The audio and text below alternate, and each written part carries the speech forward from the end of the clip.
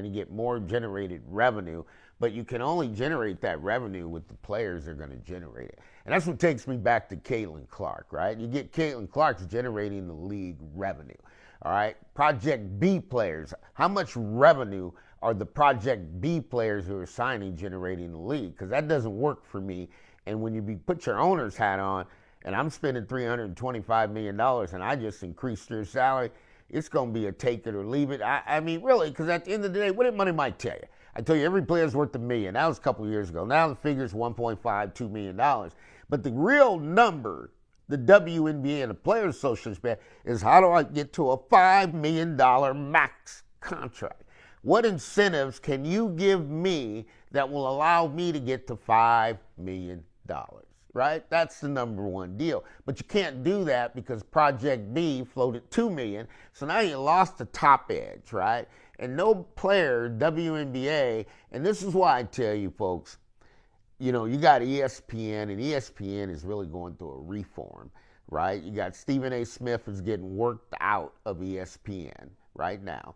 And this is such an industry trigger because you got all the analysts who work for ESPN that work for Disney, right? But Disney is a sponsor of the WNBA, and here they're bad-mouthing and they're going over here celebrating on Project B, right?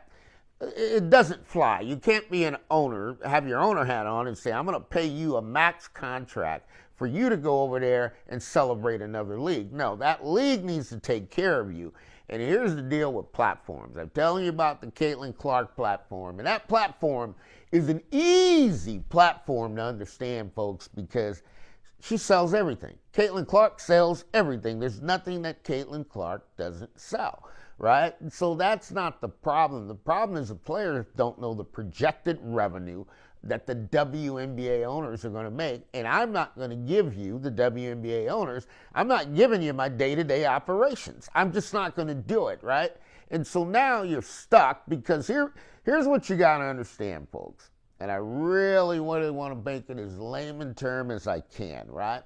Cost of goods sold. It's called COGS. It's every corporate environment, no matter what product service you're in, you're going to have to determine a value. What does that mean? In a really, really layman terms, it's a direct cost a company incurs to produce or acquire the goods it sells, right? The players. And it includes raw materials, raw players, trainer, build them up, marketing, direct labor and manufacturing overhead. Calculating COGS is a crucial determinant of a company's gross profit.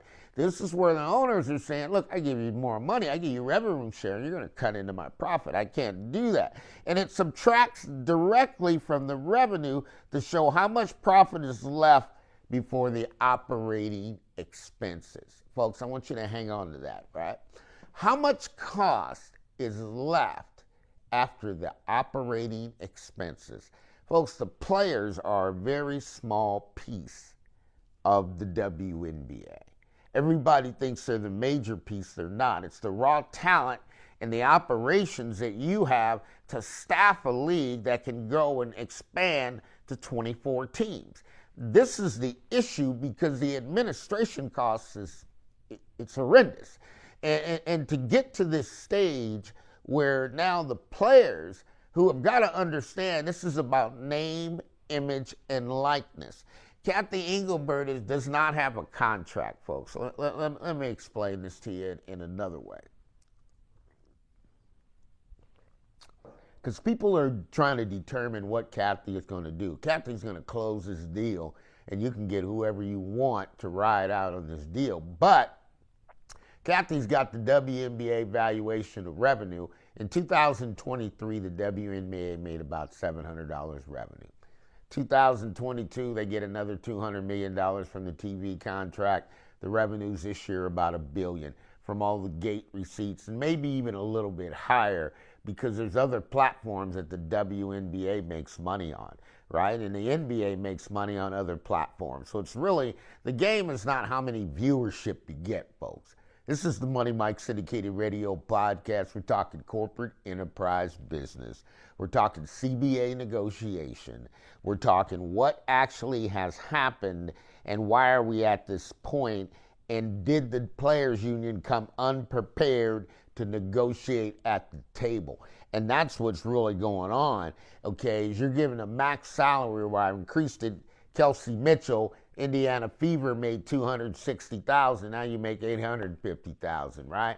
We're up to $1 million. So with Kelsey Mitchell's season, Kelsey Mitchell is knocking on $1 million, right? She made $250,000. That's 4 times in public knowledge, right?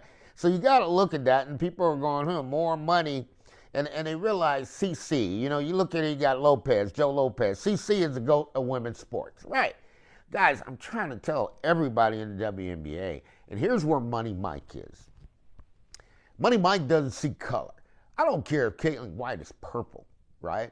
The Caitlin Clark that came into the WNBA gravitated to the fans, and the fans have been willing to spend money and follow her. They're willing to tag up their motorhomes, right? Because people don't understand the Big Ten. They don't have a clue outside of the Big Ten of how you tag up your motorhomes, you travel, you go see the football playing. And really, that's what they've done is with Caitlin Clark. They're willing to satch it up. We're going to make Caitlin Clark a vacation, right? So if the WNBA owners understand they want to make Caitlin Clark a vacation, how do I get another player just like that so I can make a vacation? Well, the name is Juju Watkins, right? So Juju Watkins is not going to reinvent the wheel, folks. Juju Watkins just comes under the umbrella of Caitlin, who's already here, and everybody's in negotiations, and she makes revenue right now the minute she walks into the league, right? I don't care if Juju Watkins is green, purple, orange, black, red. It doesn't matter. The fact of the matter is she's the player that can move the needle. And when you get into this environment now, because you're talking about name, image, and likeness. So what the Players Union is negotiating for today, the players coming in the league already have. So they are not going to freak out if I'm not on the WNBA platform. These players will, because they don't have anything if they're off the platform and they didn't do the due diligence. You got Kathy Engelbert, Duluth, comes up, gives the valuation $1 billion, what they're going to make. Here's their projected revenue. What does the entire women's sports make? $2.5 billion, right?